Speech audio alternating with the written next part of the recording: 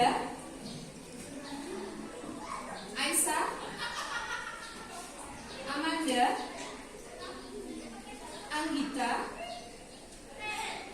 Ayu Rahma, Diva, Edis, Febriana, Fitri, Frigita, Irma, Ines,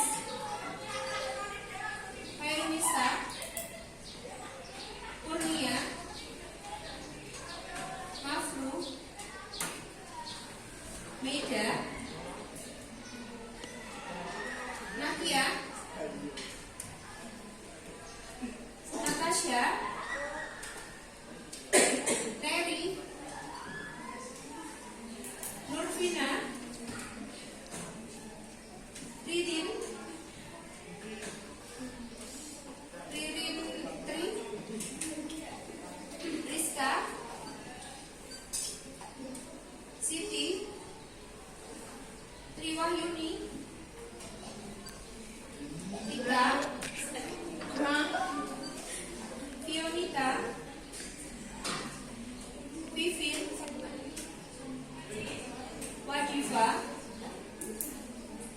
Zelfi, Julia.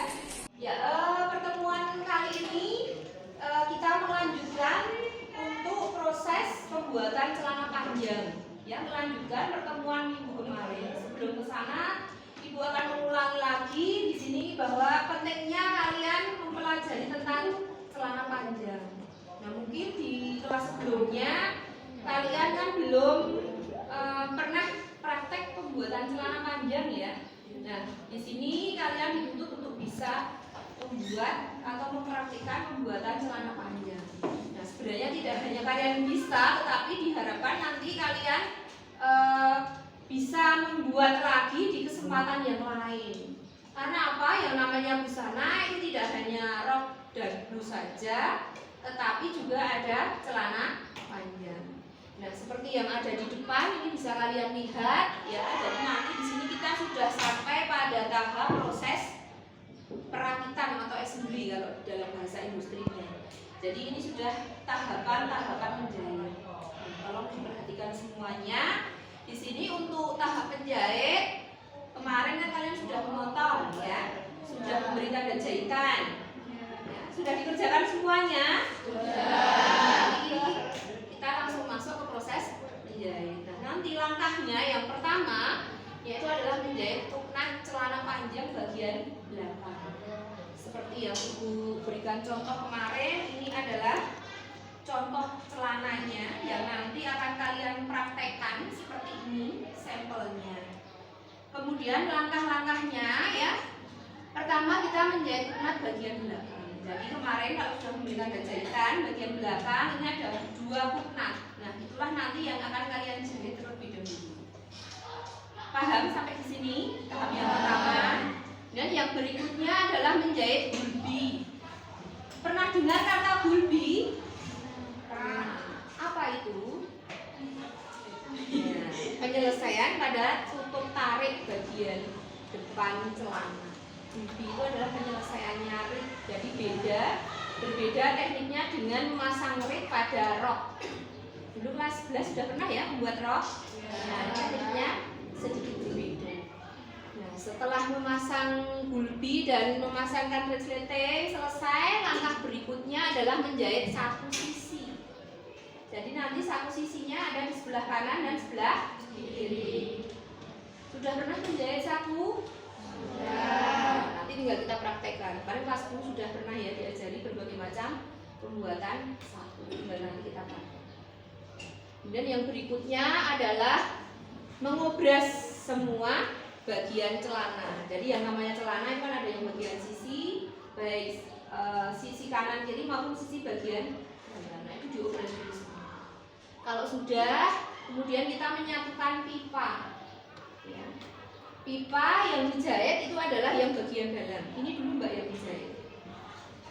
Bagian dalam itu yang sini. Usahakan saat menjahit pipa, ya, itu ujung-ujungnya harus ketemu. semua, tidak boleh jonjing. Ya, menjahit saku. Jadi disemat dulu pakai jarum pentul bagian atas dan bagian bawahnya. Kemudian setelah itu nanti baru kita jahit kanan dan kiri. Paham sampai di sini? Kemudian yang berikutnya, ini pipa bagian dalam sudah, kemudian pipa bagian sisi. Pipa bagian sisi pun juga sama caranya. Ya. Jadi disemat dulu bagian atas atau bagian pinggang dan bagian bawah atau bagian keleng. Kemudian nanti baru diratakan supaya nanti hasil jahitannya bisa tepat. Paham sampai di sini? Kemudian selanjutnya yaitu adalah menjahit pesak. Pesak itu apa? Pesak itu bagian sini, Mbak. Jadi menyatukan pipa bagian kanan dan kiri. Jadi kita jahit bagian pesak mulai dari pesak depan atau bagian setting ke belakang sampai tengah belakang. Dan yang perlu kalian ingat, harus selalu dipres setiap lahap menjahit. Paham sampai di sini, Mbak? Langkah berikutnya yaitu adalah menjahit tempat sabuk. Tempat sabuk ini, Mbak. Tempat sabuknya di sini ada depan 2. Kemudian yang belakang ada 4. Lebar tempat sabuk dan panjangnya kemarin sudah Ibu berikan ya di awal sebelum kita memotong ya, ukurannya sudah disiapkan di pola. Nah, kalau sudah nanti untuk letaknya yang bagian belakang letak tempat sabuk ya. Letak tempat sabuk itu ada di sebelahnya pesak bagian belakang, kurang lebih jaraknya 2,5 sampai 3 cm. Ini yang 2. Kemudian yang 2 lagi ini letaknya dari pinggang kurang lebih masuk dari sisi pinggang bagian sisi maksudnya. Ini masuk ke dalam kurang lebih 5 cm. Kemudian yang berikutnya untuk yang tempat sabuk bagian depan, ini letaknya ini harusnya kalau kemarin kalian sudah terakhirnya ada tanda tengah pola, tengah celana maksudnya. Nah, itu pas di sebelahnya tengah celana, garis tengah celana. Paham sampai di sini? Paham. Kalau sudah, kita lanjutkan memasang ban pinggang.